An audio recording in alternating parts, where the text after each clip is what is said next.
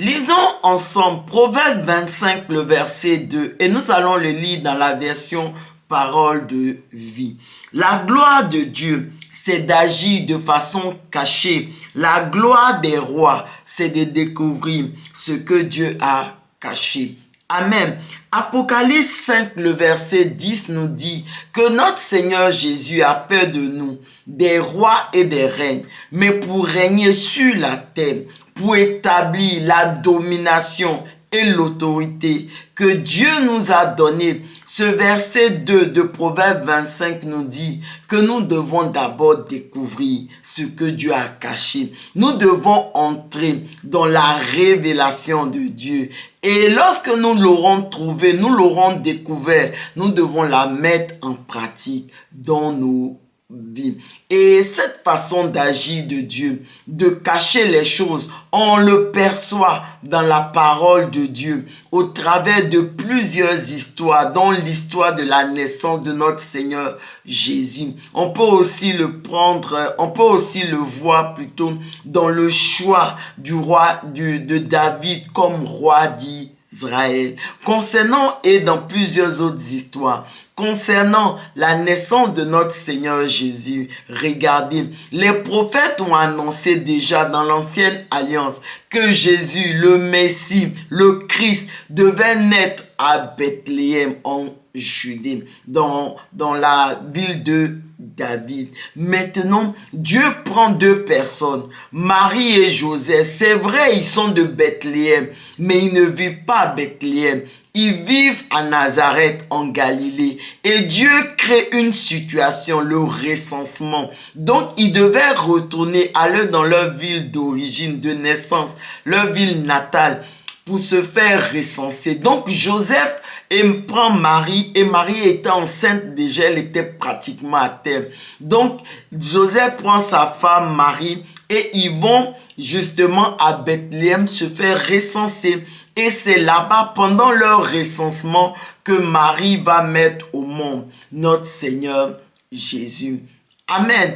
Et lorsque le Seigneur Jésus va naître et ils auront fini de faire leur recensement, ils vont rentrer chez eux à Nazareth, en Galilée.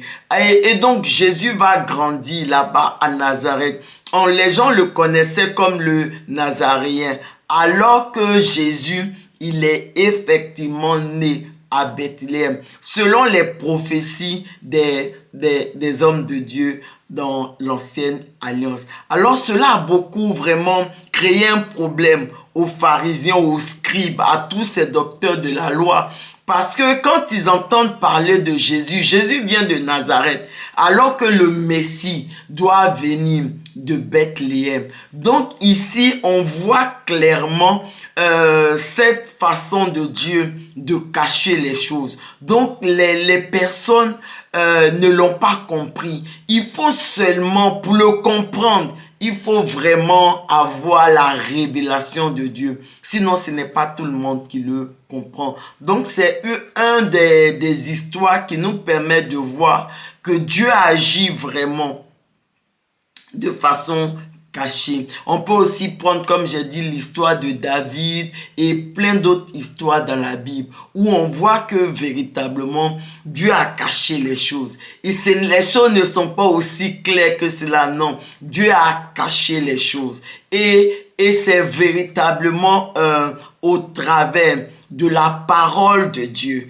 avec l'aide du Saint-Esprit, que nous arrivons à découvrir ce que Dieu a caché, que nous arrivons à entrer dans la révélation de Dieu. Et de façon concrète, nous devons lire et méditer quotidiennement la parole de Dieu. Selon Josué 1, le verset 8 qu'on va lire ensemble, dans la version Louis II. Que ce livre de la loi ne s'éloigne point de ta bouche.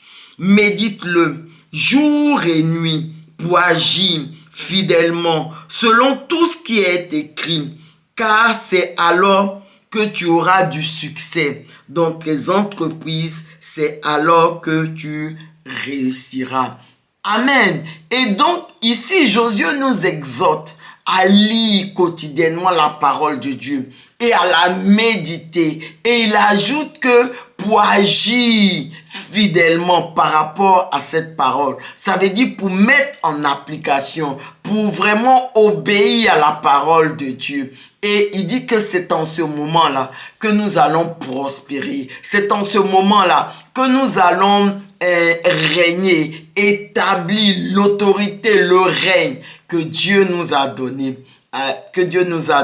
en tant que roi et reine. Et au fur et à mesure que nous lisons la parole de Dieu, que nous méditons la parole de Dieu et que nous la mettons en pratique dans nos vies, le Saint-Esprit vient, il vient nous remplir et il nous aide à découvrir vraiment ce que Dieu a caché. Il nous aide à entrer dans la révélation de Dieu. Parce que souvenez-vous, Jean 14, le verset 26, et nous allons le lire dans la version Nouveau Français Courant. Celui qui doit vous venir en aide, l'Esprit Saint, que le Père enverra en mon nom, vous enseignera toutes choses et vous rappellera tout ce que je vous ai dit.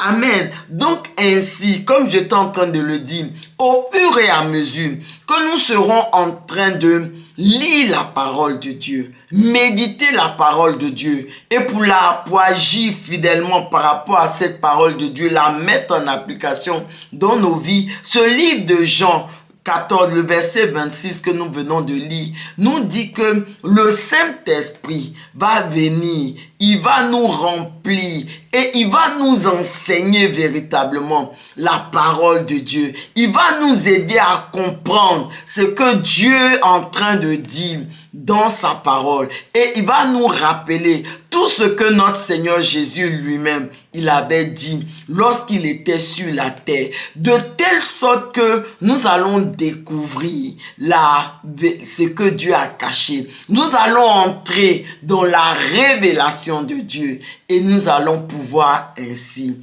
régner sur la terre, établir l'autorité, la domination que Dieu lui-même nous a conférée sur la terre. Es-tu en train de régner? Élevons la voix et prions ensemble. Merci Seigneur d'avoir fait de moi ta reine.